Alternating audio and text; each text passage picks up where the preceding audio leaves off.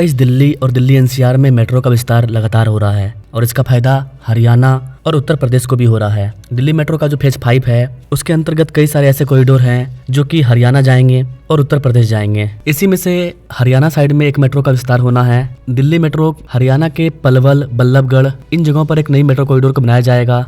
Delhi NCR के हरियाणा वाले part में, जो एनसीआर हरियाणा है उस रीजन में एक नया मेट्रो कॉरिडोर बनाया जाएगा जिसकी लंबाई 24 किलोमीटर होगी। इस वाले मेट्रो को मंजूरी दे दिया गया है। आज के इस वीडियो में हम लोग इसी मेट्रो कॉरिडोर पर बात करने वाले हैं कि एनसीआर के कौन कौन से इलाके में कौन कौन से नए स्टेशन बनाए जाएंगे। ये 24 किलोमीटर रूट दिल्ली एनसीआर के कौन कौन से इलाके को कवर करेगा। इसको मंजूरी मिल चुकी है तो कब इस पर काम स्टार्ट होगा, क्या ये दिल्ली मेट्रो फेज 5 का पार्ट है या फिर कोई अलग ही कॉरिडोर है। आइए बात करते हैं इस न्यू मेट्रो कॉरिडोर के बारे में। इससे दिल्ली और दिल्ली एनसीआर वालों को क्या फायदा होगा। नमस्कार and welcome to all India project. मैं हूं विकास।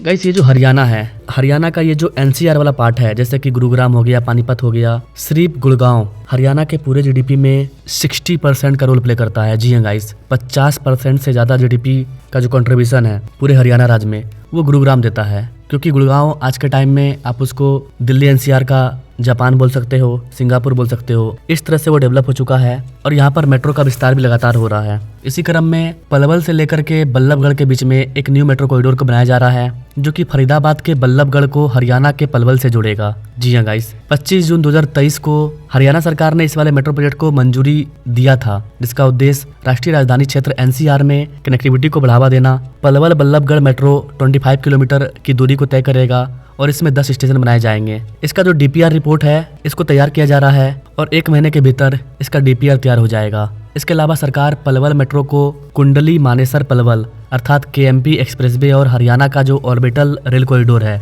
जी हाँ गाइस, हरियाणा में एक ऑर्बिटल रेल कॉरिडोर बन रहा है जो कि एक कमाल का कॉरिडोर होने वाला है। इस पर मैं अलग से अपडेटेड वीडियो लाऊंगा। ये जो नया मेट्रो कॉरिडोर है ये इन सबको आपस में जोड़ने का काम करेगा। अधिकारियों के अकॉर्डिंग मेट्रो नेटवर्क का Ballabhgarh railway station, bus stand, Raja Nahar Singh metro station और पलवल बस स्टैंड, ये मेट्रो कॉरिडोर इन सब के साथ एकीकृत होगा, इंटरचेंज को बनाएगा। अर्थात ये एनसीआर हरियाणा वाले रीजन को काफी ज्यादा एक दूसरे से जुड़ने का काम करेगा। ये आगामी मेट्रो प्रोजेक्ट दिल्ली, पलवल और बल्लभगढ़ के बीच संपर्क को बेहतर बनाएगा जिससे दिल्ली के निवासियों को औद्योगिक केंद्र फरीदाबाद तक आसानी से पहुंचने में मदद मिलेगी। यह क्षेत्र कई उद्योगों और कॉरपोरेट कार्यालयों का केंद्र है और अब ये मेट्रो लाइन परिवहन का एक तेज साधन प्रदान करेगी। इसके अलावा मेट्रो कॉरिडोर के आसपास के क्षेत्रों में आवासीय और वाणिज्यिक रियल एस्टेट गतिविधियां भी बढ़ रही है। कुल मिलाकर देखा जाए तो आगामी जितने भी बेसिक इंफ्रास्ट्रक्चर होंगे ये इनके आसपास के आर्थिक गतिविधियों को बढ़ा देगा और रियल एस्टेट क्षेत्र पर सकारात्मक प्रभाव डालेगा। ये मेट्रो कॉरिडोर राजा नाहर सिंह मेट्रो स्टेशन अर्थात बल्लभगढ़ से स्टार्ट होगा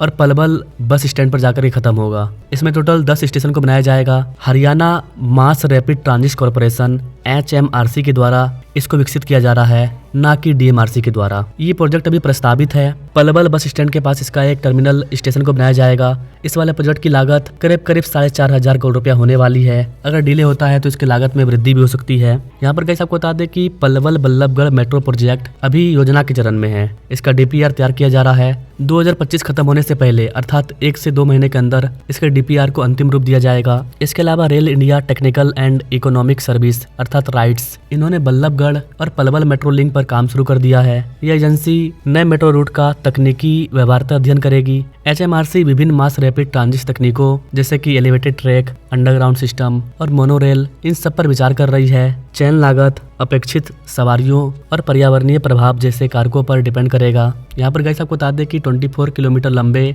इस मेट्रो रेल कॉरिडोर में 10 मेट्रो स्टेशन होने की संभावना है। यह सेक्टर 58, 59, सिकरी, स्वप्ता, पृथला, बघोला, अल्हापुर और पलवल जैसे प्रमुख औद्योगिक क्षेत्रों से जुड़ेगा। प्रस्तावित कॉरिडोर के लिए MRT प्रणाली के विकल्प का अध्ययन किया जाएगा। NHAI और अन्य हितधारकों के साथ चर्चा के बाद संरेखन तय किया जाएगा। राजा नाहर सिंह मेट्रो स्टेशन, जिसको कि पहले बल्लभगढ़ मेट्रो के नाम से जाना जाता था, दिल्ली मेट्रो की वायलेट लाइन का अंतिम स्टेशन है। ये बल्लभगढ़ मेट्रो दिल्ली में मेट्रो रूट कश्मीरी गेट से शुरू होती है पलवल हरियाणा के पलवल जिले का एक शहर है जो कि दिल्ली से लगभग 60 किलोमीटर की दूरी पर स्थित है।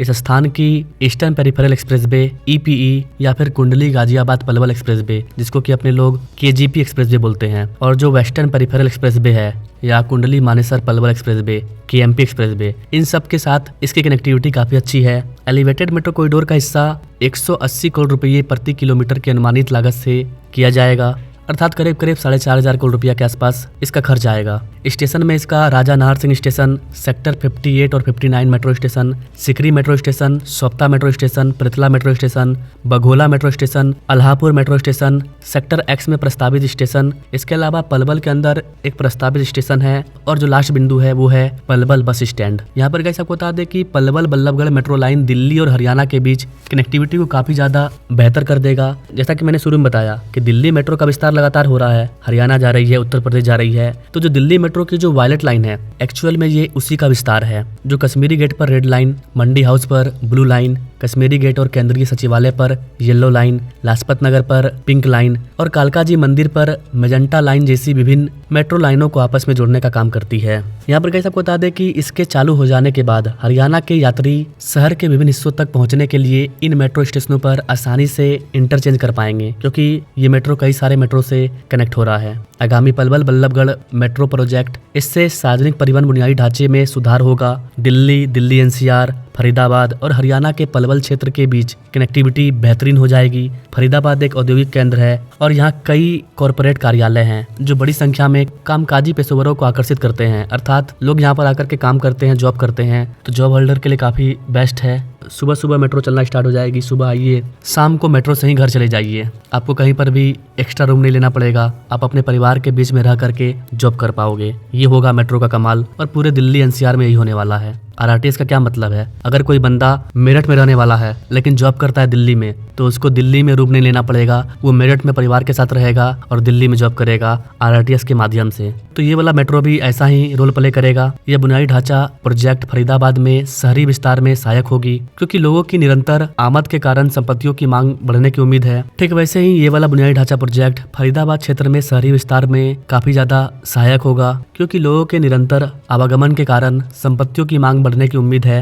गुड़गांव हो गया या फिर दिल्ली हो गया, दिल्ली एनसीआर हो गया, यहाँ पर काफी ज्यादा रेट है घरों का, संपत्तियों का, लेकिन जो इलाका बेस्ट है और जहाँ पर किराया भी कम है, दाम भी कम है संपत्तियों का, वहाँ पर आम पब्लिक ज्यादा आकर्षित होते हैं। हालांकि यहाँ पर मेट्रो रूट प्रस्तावित होने के बाद यहाँ पर भी चीजों का दाम काफी तेज गति से बढ़ रहा है। मेट्रो जब ओपन हो जाएगा तो यहाँ की संपत्तियों का कीमत और ज्यादा बढ़ जाएगा। तो इस रूट में रहने वाले जो किसान है उनको काफी ज्यादा फायदा होगा, जिनका जमीन है उनको फायदा होगा, जिनका घर है उनको फायदा होगा। इस क्षेत्र में पहले से ही नई आवासीय परियोजनाओं का विकास हो रहा है, जिनमें अपार्टमेंट और विला की सुविधा वाले गेटेड समुदाय शामिल है। यहाँ पर गाइस आपको बता दें कि मेट्रो प्रोजेक्ट ने आसपास के क्षेत्रों के विभिन्न इलाकों के समग्र विकास को सुगम बनाया है। इसमें सड़कों, जल निकासी सुविधाओं और नागरिकों के लिए सामाजिक सुविधाओं का विकास शामिल है, जिससे ये इलाके रहने योग्य और आधुनिक जीवन शैली के लिए उपयुक्त बन गए हैं। इसके अलावा इस क्षेत्र ने नए व्यवसायों को आकर्षित किया है, जिसके परिणाम स्वरूप रोजगार के अवसर और आवास की मांग में वृद्धि हुई है। इसके अलावा गाइस आपको बता दें कि मेट्रो प्रोजेक्ट से वाणिज्यिक अचल संपत्ति क्षेत्र को बढ़ावा मिलेगा, कार्यालय और खुदरा स्थानों की मांग बढ़ने की उम्मीद है, जिससे निवेशकों के लिए अच्छे अवसर पैदा होंगे।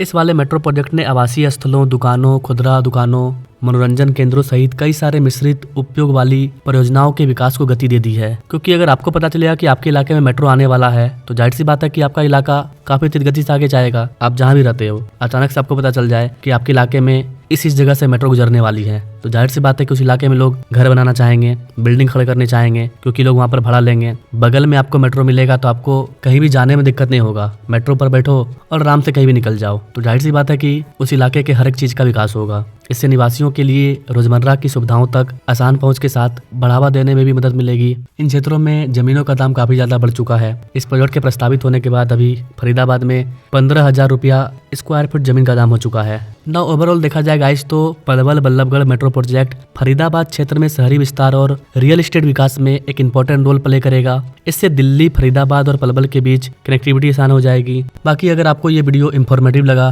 तो आप हमारे चैनल से जुड़ सकते हैं, हमारे बेल आइकन को दबा सकते हैं ऐसे ही न्यू डेवलपमेंट प्रोजेक्ट के बारे में जानने के लिए। इसके अलावा सपोर्ट करने के लिए आप हमें हाइप दे सकते हैं ताकि ये वीडियो ज्यादा से ज्यादा लोगों तक पहुंचे। Now thanks for watching. मिलेंगे अपने लोग अगले वीडियो में, तब तक के लिए जय हिंद।